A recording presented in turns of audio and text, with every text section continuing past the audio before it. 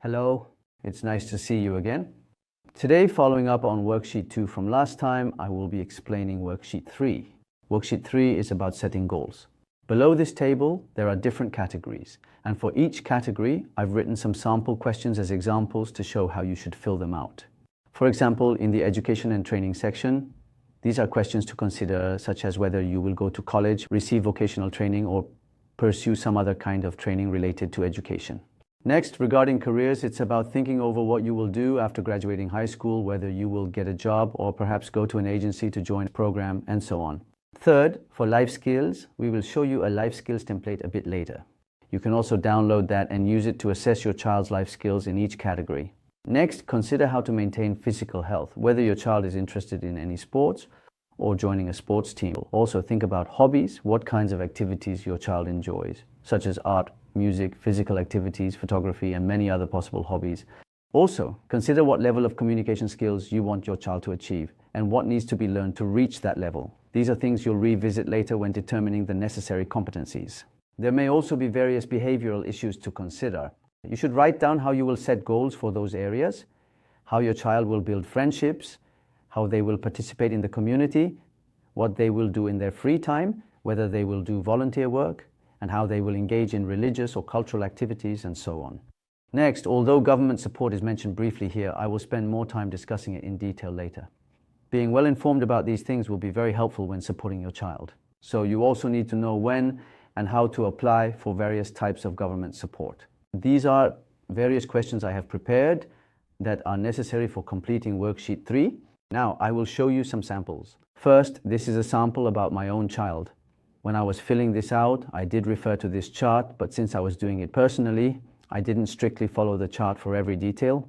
I actually made a lot of drafts. So what I'm showing you now is the final plan that I created after drafting, revising, and continuously improving it. So it's a bit different from this chart.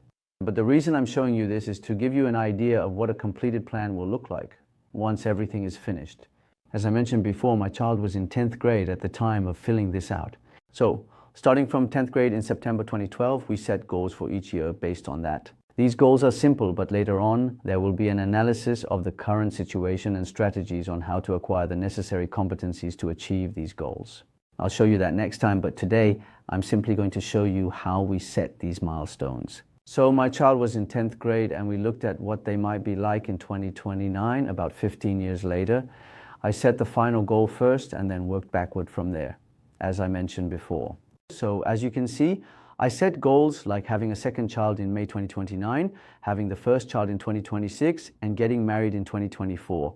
Now that it's 2024, we haven't reached the stage of marriage or even dating yet. But I just wanted to mention that this is how I made these plans at the time, and things like this can be postponed or may not be achieved. Next, 2019 is when our child turns 24, and at that time the goal is to join an animation company. That was the kind of goal I set. Then, in June 2019, the goal is to graduate from university. Then, in September 2015, the goal is to enter university. And in 2015, to graduate from high school. This is how I set up the milestones. Now, since it's 2024, our child has successfully graduated from high school, entered university, and graduated from university as planned. And as for employment, I'll explain it in more detail later, but it's really not an easy thing. We put a lot of effort into getting into an animation company, but we haven't achieved that yet. And this goal has also been somewhat revised. I'll talk more about this later when we discuss the employment part. But things like dating or getting married are even harder than employment. You can just think of these aspects as still ongoing. So the next sample, as I mentioned last time, is of someone who, after graduating from high school, can either receive vocational training or plan to enter a program. If you look here for the first category, which is education and training, this person set their goal as receiving vocational training.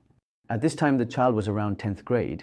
For a job, it would be good if they could do something like cooking or baking. And then, after graduating from high school, it is stated that they will go to an adult program. In daily life, life skills training is necessary, but since this is just a goal for now, the specifics are not detailed yet. As I mentioned earlier, if you look at the life skills template, you can set goals regarding how much progress our child has made and what is possible. As for exercise, it's nothing special. Seems like they enjoy swimming, bowling, and indoor climbing. So the goal has been set to continue doing these activities.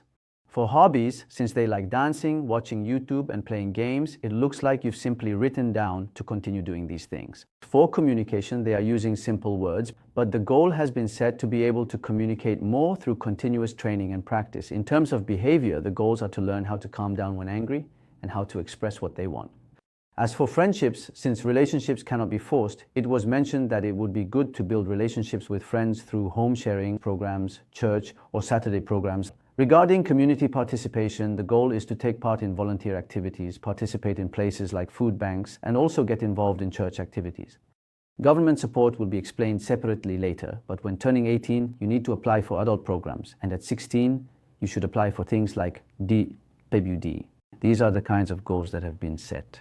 Next, I will show you an example of goal setting written by a mother with a child in the 2nd grade of elementary school. As you can see here, in terms of education and training, the goal is to faithfully complete the current middle school curriculum. Since this is a goal for 5 to 10 years in the future, the current goal is set like this, because the child was in the 2nd grade of elementary school at the time. Next, since there are various behavioral issues, the plan is to continuously participate in behavior correction programs and to improve social skills.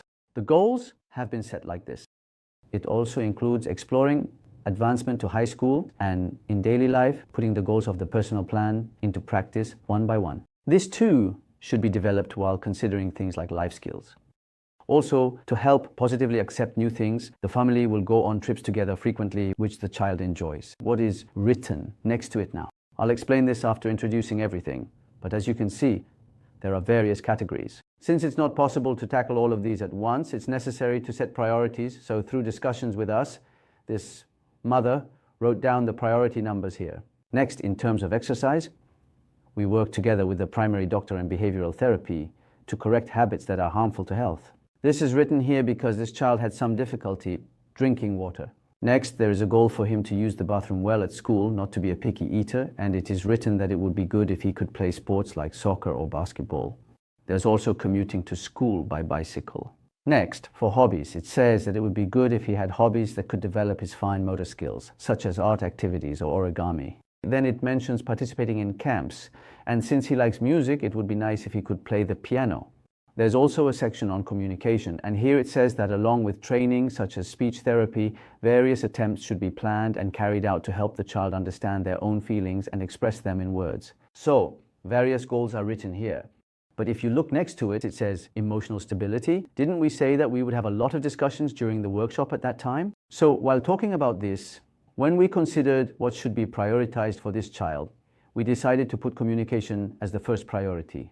But the reason emotional stability is written next to it is because although we initially said we would try various things to help this child improve after all the discussions, we concluded that rather than just focusing on learning skills, it would be best to help this child achieve emotional stability. That's why we wrote the comment in that way. If you look at the behavior section below, it says that when expressing dissatisfaction, it should be done verbally, but since this isn't being expressed well, it would be good if this could be improved. It also notes as a goal that it would be nice if the child could sing songs with a melody. Next, regarding relationships with friends, it would be good if the child could explain the situation when problems arise with friends. It would be good if the child could understand what behaviors their friends like and dislike. You can see here as well that in terms of priority, this is considered the second most important thing. In any case, not avoiding group activities with friends, this shows that relationships are considered very important. Also, in the local community, it says to form a faith community and actively participate in church activities, as well as to do volunteer work. When it comes to government support, you need to identify what is necessary and act accordingly. But at that time, since the child was in the 2nd grade of elementary school, there wasn't much government support available before graduation, except for autism funding, so this part wasn't really a priority. So after filling all these things out, we discussed them together and then set the priorities.